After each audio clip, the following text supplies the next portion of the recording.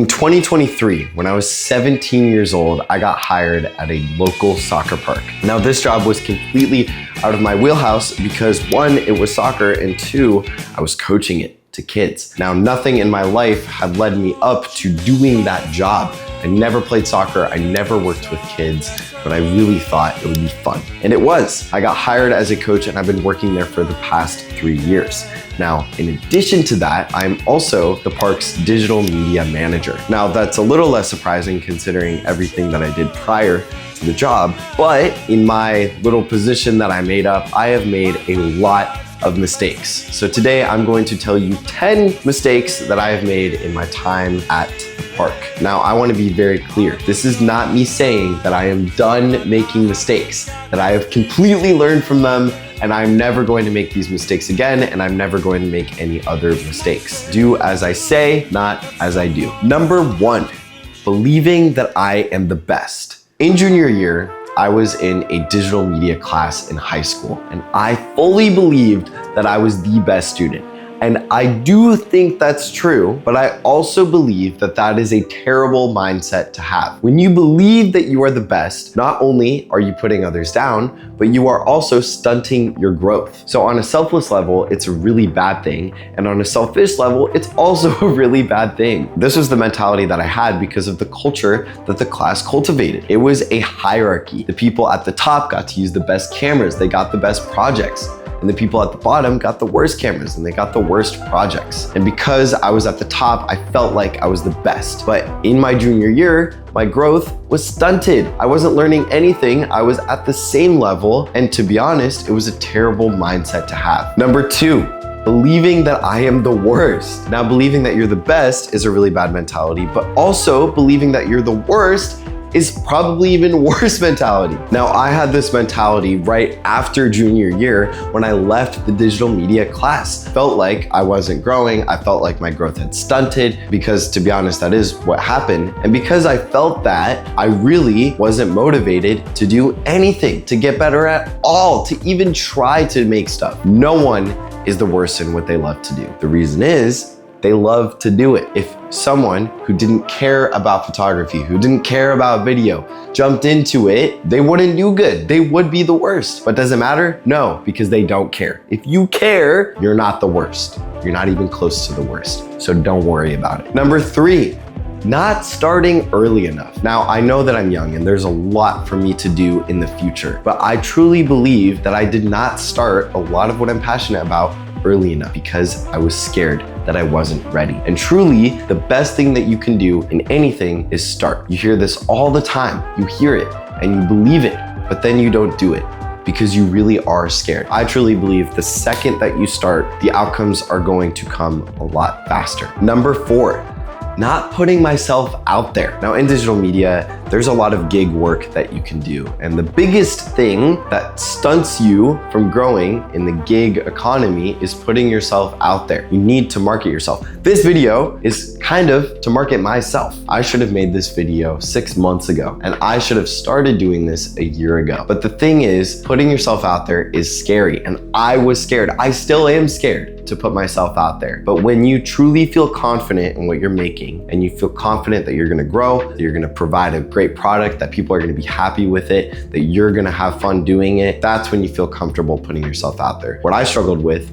is that I already had all that, and I was just scared to put myself out there because I didn't want to let anyone down. It's not a big deal. If you care and if you try hard and you are honest and you tell people exactly what is going on, you did your best, and that's all that matters. Number 5, being lazy. Now, a lot of, not putting yourself out there and not starting early enough, honestly, is because I was lazy. Now, when I started doing this job, a lot of it was optional. Now, I had to coach, I had to do these specific things, but when it came to the media, it was optional. They said, hey, you can work up to 40 hours, up to you. And I was lazy. I took advantage of the fact that I didn't have to, so I didn't. Now, the biggest thing when you're lazy is that you feel like shit. It is a cycle that continues and continues and continues, and you feel worse and worse and worse about yourself.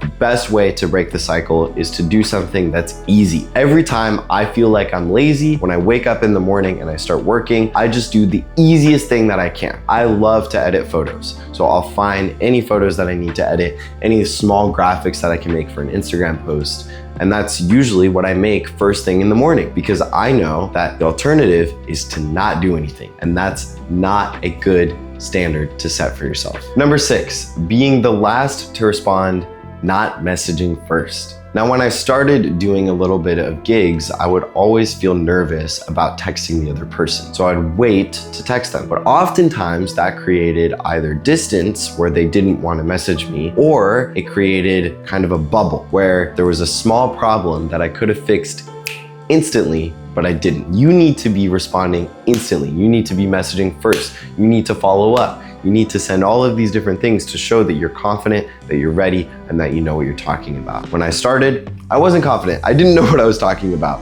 So once you get there, I tried so hard to keep this up. I tried so hard. I put so much tape. Look, bro, it's me. What was I talking about? Not messaging first? Okay. Yeah, you should message first. It's always good to put yourself out there. I really hope this isn't like annoying for the audio.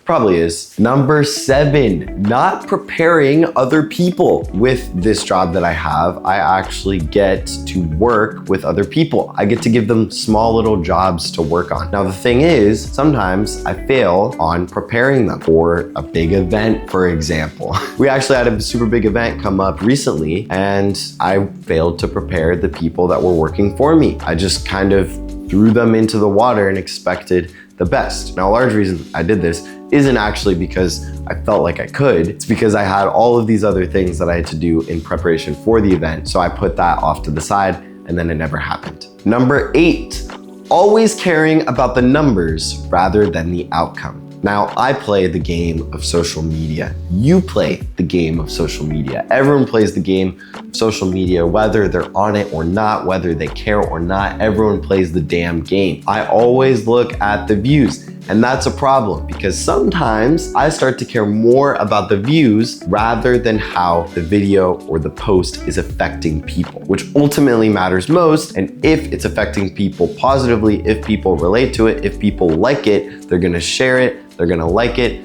and they're gonna look at it. This is a mistake that I'm probably gonna make forever. I keep making this mistake because getting those numbers up is my job, but caring too much about it can make the post not good. Number 9, wanting to be someone else. In high school, there was someone that I looked up to a lot. Her name was Sonia. She was a senior when I was a sophomore, and she was really good at cinematography, and every step that I make tried to get closer to what she was. Ultimately, I fell short because I am not Sonia.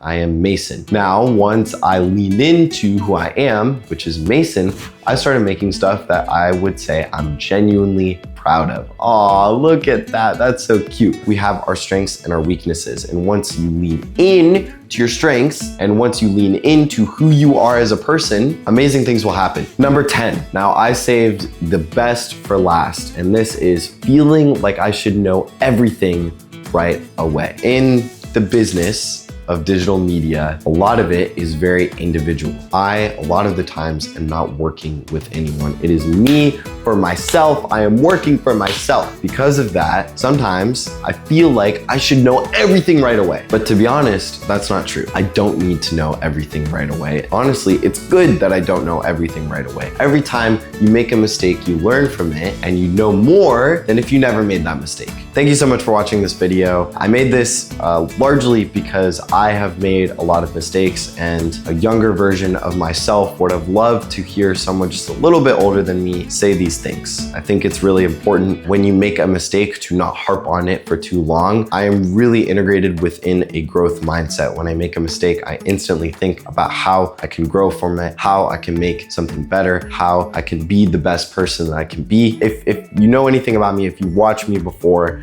I used to be a YouTuber when I was like a kid, and then I stopped, and now I'm doing this job. But I would like to make YouTube videos more. I think they're super fun, but I'm yapping too much. I'll see you guys around. Thank you. Please subscribe. Please like the video. Please do whatever you want.